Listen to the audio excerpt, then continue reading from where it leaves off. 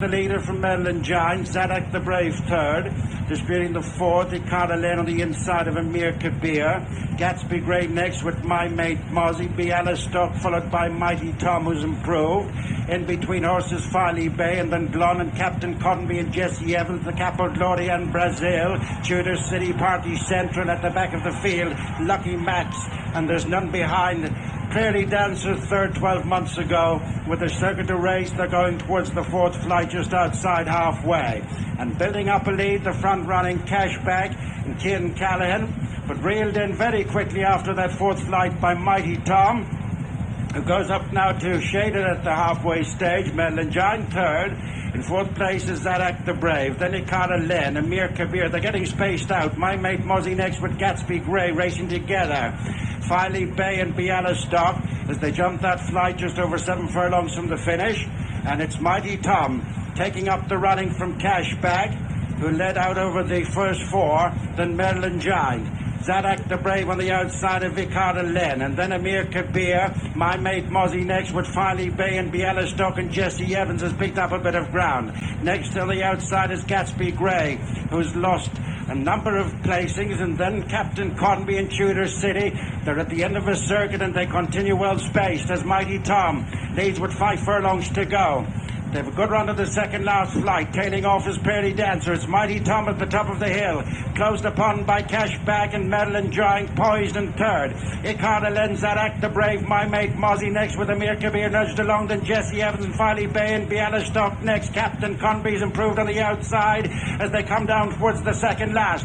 The leading group is stacking up. It's Mighty Tom in front, followed by Cashback. Right in behind them is Icare Allen, then Mullins Giant. Closing is Zarak The Brave. Amir Kabir pushed along, then my Mate Mozzie. Jesse Evans is coming into it, followed by Party Central and Bialystok. Pushed along as Filey Bay, then Tudor City, Captain Conby, Lucky Max. They run the home turn. 1 flight left to jump in the Guinness Galway hurdle, and Zarak The Brave comes to pick it up from Mighty Tom. Icare Allen, Jesse Evans round the outside of my Mate Mozzie. They face the final flight. Zarak The Brave is chased away from the last by Jesse Evans. My Mate Mozzie in between them. It's stage 3 covered by 2 lengths. 100 yards to go.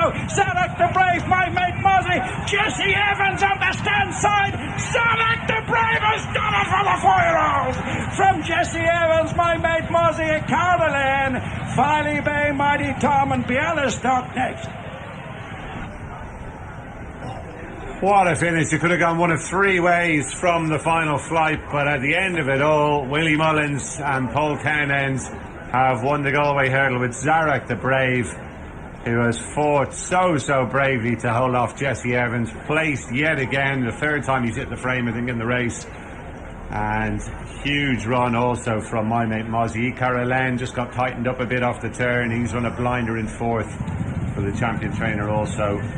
These were some way ahead of Mighty Tom and Filey Bay. Mighty Tom played a big part in the race, pick it up down the back down. Dennis O'Regan sent him to the front going out on the final circuit, and that certainly changed the complexion. It did, it really did, Gary, and it was unusual because Mighty Tom, he's normally a horse that likes to be held up and delivered late, but Dennis O'Regan obviously thought they weren't going fast enough, and he's allowed a move to the front, and the field really got stretched out, and that allowed the whole of horses to come into it. And Zarak The Brave has done well because he's been up there handy from early. A couple of his rivals up there in the front rank, like Mighty Tom faded out of it, Cashback faded out of it, Mullins Giant faded out of it, but Zarak The Brave, he's been up there handy and he's been tough and tenacious. So you have to feel for Jesse Evans, though, as you said, placed in the race again. He was 2nd last year to Tudor City, 2nd beaten, looks like a short head or maybe a nose this year, and he's run a massive race to pick him up in there in the red colours in behind under Sean Flanagan. But Paul Townend, he's chosen right. He's taken Zarak The Brave up to the outside. He was wide enough around the home turn,